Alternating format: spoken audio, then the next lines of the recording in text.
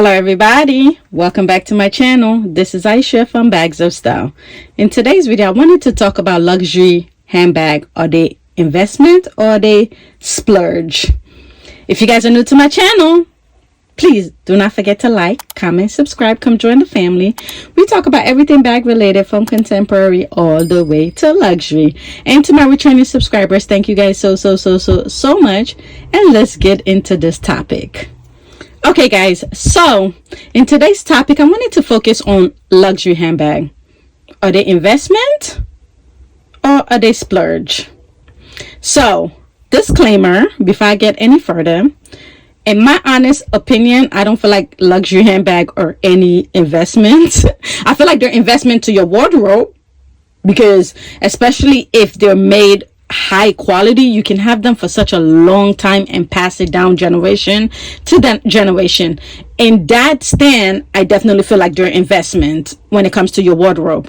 But investment like stock or like buying a house, that kind of thing, no, they're definitely not investment, because you're not going to get a return on your money. Well, let me put another disclaimer on it. Depending on the brand, we all know that a certain brand that start with H, Hermes, they definitely hold their value, right? A lot of times is that you can actually buy the bag in a store for way less, depending on the combination, style, and everything, and the size. Different factor plays a part in that, right? You can literally buy it for literally like a different amount and then resell it for like almost double your money, or even you can get your money back without any type of without you losing money, right? So in that case, in that brand, yes, they can be considered investment, especially like I stated, depending on the type of material, like what type of leather. Is it like an exotic? Is it not exotic? The size, is it a 25 or 30? Is it a desirable size? What is the condition? It's so many different things that plays a part in it. But we've seen, if you're a handbag lover, we've seen that Hermes actually does hold its value. So in their case, definitely is an investment, okay? But in other brand like Chanel used to be an investment, honestly speaking. Some might consider it an investment just because of the fact is that the prices keep going up. Like now, Chanel, a classic flap like this in the size medium, it's now 11,000 and some change, over $10,000, okay?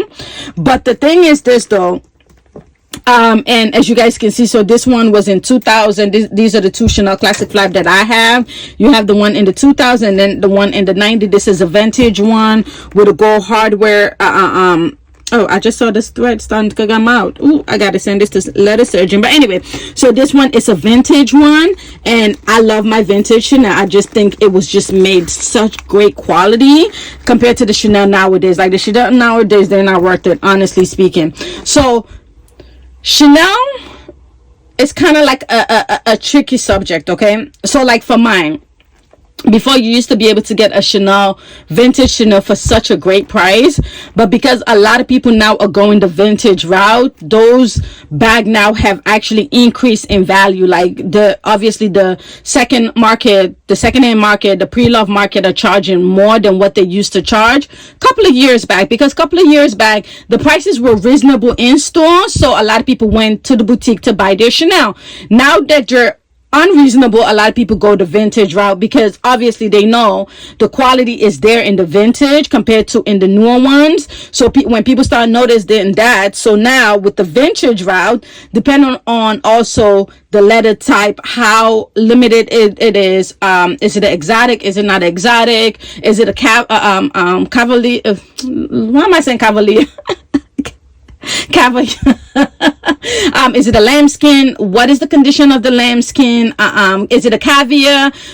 How good does it look? What is the grain? So all of those also play a part in how it keeps its value. But another thing is that if you buy a Chanel at a great price, you literally can get your money back, or even make a little bit of money on top of it, right? So in that case, yes, Chanel does keep its value depending on how much you paid for it, right? So with both of my Chanel, I did not pay over $4,000 for both of my Chanel. So if I turn around and say, okay, I want to sell my Chanel now, I literally can probably get what I paid for it, or maybe a little bit on top of it, depending on how what is the demand for it, right? What is the demand on the market for it? And that's also what plays a big part, is the demand factor. Like a lot of times when a bag is being discontinued from like the brand, like for example, the bum bag. Let's talk about that. The Louis Vuitton bum bag, right? The monogram one. When that one was being discontinued, you had to pay a premium on the pre-love market because you could no longer go into Louis Vuitton to purchase it, right? And a lot of people panic buying, like, oh my God, this bag is never coming back into style. Let me pick it up on the pre-love market. And doing that, it increased what you paid. Like people were paying double the price of the bag compared to when it was in store because it was being discontinued. So those are other areas as well where maybe a bag can be considered an investment. And also as well, how limited is the bag, right? When the bag was released, was it a limited piece that was released where you can no longer get it? And you know, in anything in life is demand and supply, right? If the demand is there and the supply is not there, obviously whoever have the supply, they're gonna charge a premium to sell whatever they have, right? That's just basic business logic sense. But if the supply is so much more than the demand, then guess what? You're going to get it for a great price because people really don't want it that much. And whoever have a lot of inventory of it, they're trying to sell their inventory, right? So that they don't incur a lot of loss. So that's basically how you look at it, especially when it comes to bags, right? Or even any other type of luxury good or anything in life, any good that you sell or anything. If the demand is there, obviously you have a market, right? Compared to, and then the supply is not there. But if there's a lot of supplies, for example, the Louis Vuitton Speedy, you can go buy a Speedy in store for $1,400, and then on the pre-love market you can buy it for like $200, $300, maybe $400, depending on the condition as well. Where people buy it and then take it to Louis Vuitton, get the leather chain, and they still pay less than buying it brand new in store. That's another case where, compared to also another thing, the Louis Vuitton Capucine is very expensive in store. You're looking at 6, 7, 8, 10, sometimes even more, depending on how rare it is, right? The leather, the style, the design, whatever it is. But then you can turn around and look on the pre-love market and you buy maybe what, 12, 13, even $2,000, $3,000 less than you buying it in store. That's another area of focus, right? Because Louis Vuitton pushes their Capucine as their high end line, right? But it's not so favorable on the pre-love market because you can get it for half off compared to what in store is selling it for. So that's my take when it comes to, like, when I'm saying, let's get back to what I was saying, that yeah, it's an investment for your wardrobe because you can pass it down generations. So I could have bought this for like $3,000, and let's say I pass it down to a daughter pass it down to her daughter, pass it down to her daughter. That $3,000 easy, like what we say, cost per wear, right? That cost per wear would have double itself, like triple itself, or quadruple itself, because it was passed down to so many different generations and every one of them had the opportunity to use it. So the cost per wear was wonderful. But if you have a piece that the cost per wear is not there, then definitely it's a loss, because at the end of the day it's like, oh, it looks pretty, but I'm not using it. Then you spend all this money for what? So that's where that investment part is not there. So if you feel like you're going to buy a bag to say, oh my God, it's going to be worth so much later on when I sell it.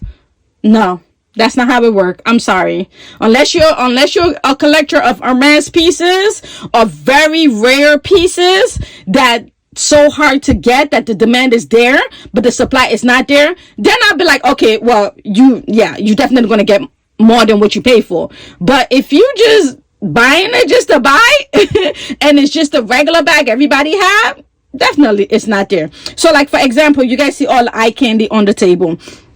So I've already talked about the Chanel. So like, one thing, the Dior, right? The saddlebags, even the Celine box bag right here, none of them really hold their value.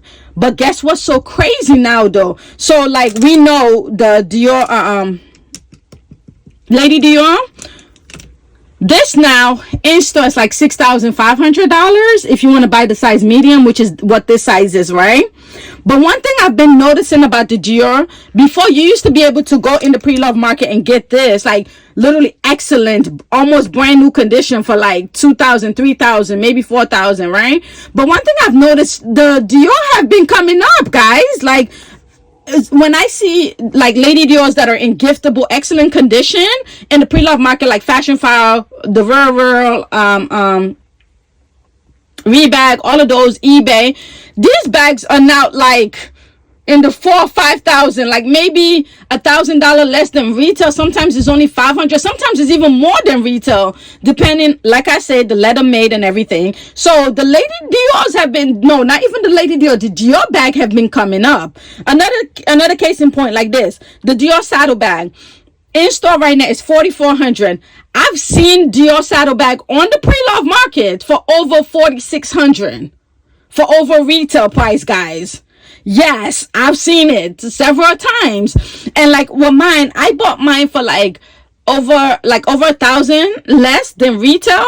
You guys know what my rule is if you've been around. If it's $500 to above $1,000 less than retail, I'm going the pre-love route. If it's $200-300 less than retail, I'm going the retail route. I don't know. That's just my thought process, my logic behind it, right? So like this one, I've seen this like many Dior saddlebags is like in the 3,000, 4,000 range, and this is $4,400 in store. So if you're buying the pre-love, you might as well just go into the store if it's over $4,000. Okay, so they're coming up. They're really coming up. So if you keep it in excellent condition, you probably will get what you pay for it, or even a little bit more. Like with mine, I love to save money. That's one thing with me. I love to save money. Like my Dior, my Lady Dior, I got it for, including tax, not even $2,600. Probably like $2,400 to $2,600. So if I turn around and sell this, because this is in excellent condition, I probably might get my money back, honestly, because I bought it for such a great price, and the demand is starting to be there for the Dior bag. So I'll probably get my money back. So to me, it's not really an investment, but it's not a loss. It's a break even, right? Because and then also the way you look at it, how often did you use it, your cost per wear, that kind of situation. Certain bags I definitely will not let go at all, but like these ones, like I feel like because I paid less than retail, I can turn around and sell it and probably get my money back, honestly speaking, because I try to buy a lot of things below retail. So when the time comes, I can probably sell it, get my money back, or even if I don't get my money back, get it close to what I paid for it. So I try to really not buy retail if I don't have to, but if the pre-love market is going the retail route, I'm going the retail route too. So that's how you look at this. Like this one, this beautiful bag, I bought this for $1,400, right? So this is my Celine box bag. So with this one, obviously we know Celine has discontinued this. So obviously, guess what? Sorry, that demand and supply will probably happen sooner than later. If a lot of people now are like, oh my God, I just discovered a Celine box bag, I want to get this bag, right? And it's no longer in store. So guess what? They're going to be looking for it on the pre-love market, which means that the demand is going to be there. And then guess what that means? That means you're going to get more than what you pay for. And me, I already paid way below retail price. Like this, before they discontinued, was like $4,300, and I paid $1,400 or even less than $1,400. So it was over like 60-70% anyway. So I am good. So I can end up selling this and maybe get my money back and break even. You know what I mean? So those are definitely that.